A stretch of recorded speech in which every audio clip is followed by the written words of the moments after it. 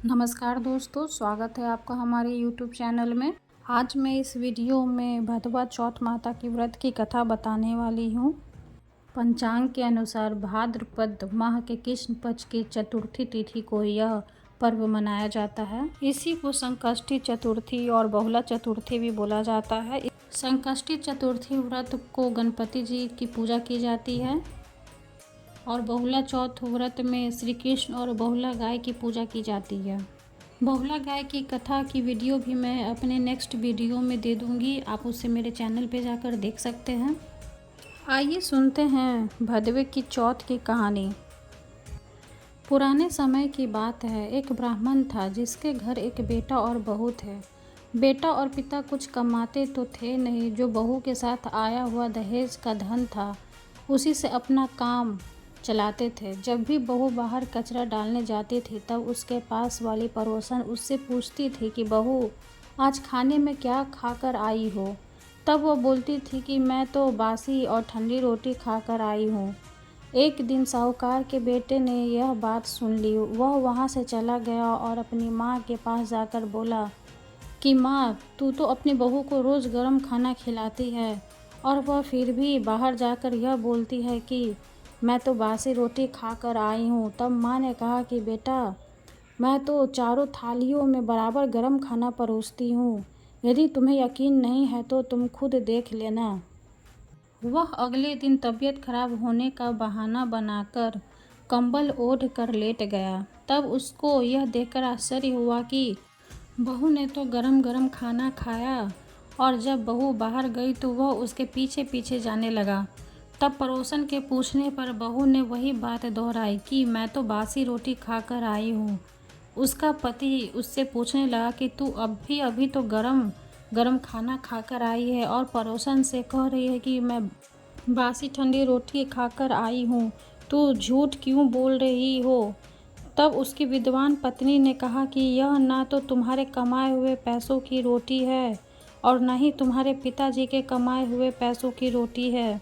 यदि हम इसी तरह बैठे बैठे धन को खर्च करते रहे तो एक दिन कुएं के पानी की तरह समाप्त हो जाएगा।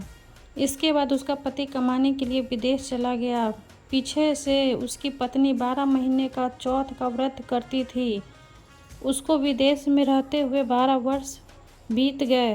तब चौथ माता और विनायक जी महाराज ने सोचा कि इसको अब घर बुलाना चाहिए।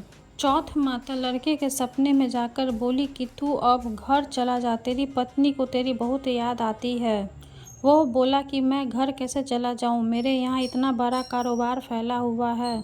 तब चौथ माता ने कहा कि तू सुबह एक दीपक जलाकर चौथ माता का नाम लेकर बैठ जाना। जिनके पैसे बकाया है वो पैसे दे जाएंगे और लेने वाले ले जाएंगे। लड़के ने वैसा ही किया और उसका सारा काम एक ही दिन में निपट गया।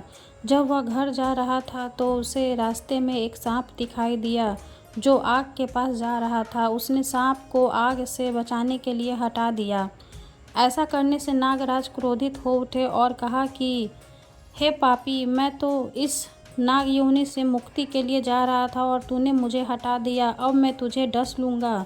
तब वह लड़का बोला कि मैं 12 वर्ष बाद अपने घर जा रहा हूँ, आप मुझे अवश्य ही डस लीजिएगा, किंतु आज मुझे अपने घर वालों से मिलने दीजिए। आप कल रात को आकर मुझे डस लेना। नाग ने उसकी शर्त मान ली और वहाँ से चला गया।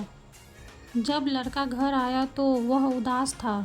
उसने अपनी पत्नी के पूछने पर सारी बात बता दी। उसकी पत्नी बहुत चतुर थी।